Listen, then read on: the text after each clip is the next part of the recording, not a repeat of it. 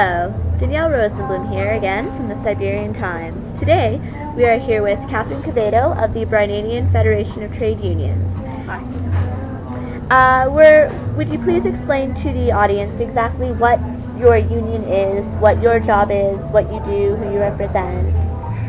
The Bryanian Federation of Trade Unions is the major trade union confederation in Bryania. We comprise 17,000 union groups and represent about 50,000 Bryanian workers.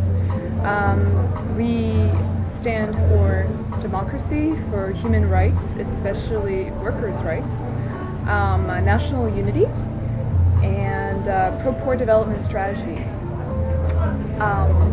The BFTU is committed to a progressive, democratic, multicultural, and united Bryania. Reflecting the composition of the urban industrial labor force, approximately 70% of the BFTU is ethnic Burn, but we are very tolerant of the other ethnicities that comprise Bryania.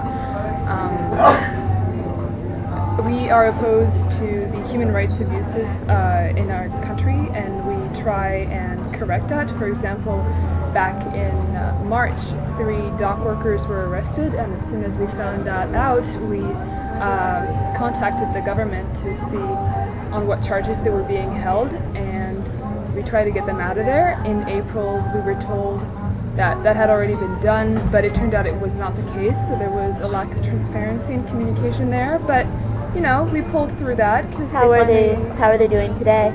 They're happy. They're back with their kin, and they're just very glad to be able to get their bagels again.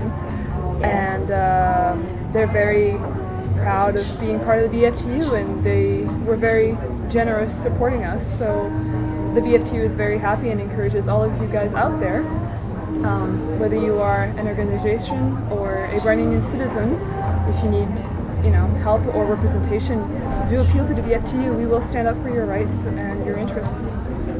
How is the BFTU involved in the Kimberley process, and what exactly is the stance of the BFTU on the Kimberley process?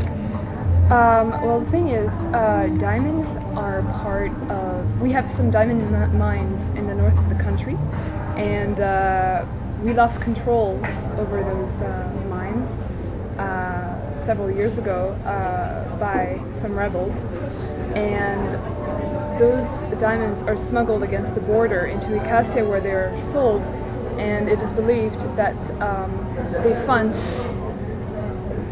rebel groups and militias. I mean, their arms.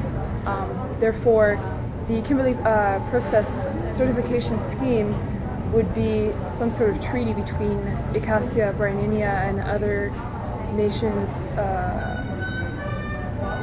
to limit future ability of rebels to export gemstones in that way. And the BFTU heavily supports that Kimberley process certification scheme, and really would like to see that going. I don't know where, I don't know how, we don't know how it has been going so far. I haven't had a lot of information on that yet. But we definitely support the motion because we want those mines to go back to the Bryanian citizens. They used to be a source of revenue, and we definitely feel that our citizens could benefit from that revenue nowadays. Us here at the Siberian Times will keep you all posted on the conditions of the Kimberley process and the mines. Now, do you have any last comments or what is your stance on the conditions in equatorial cyberspace? Complex. After all, the conflict has been going on for 26 years. But the BFTU is very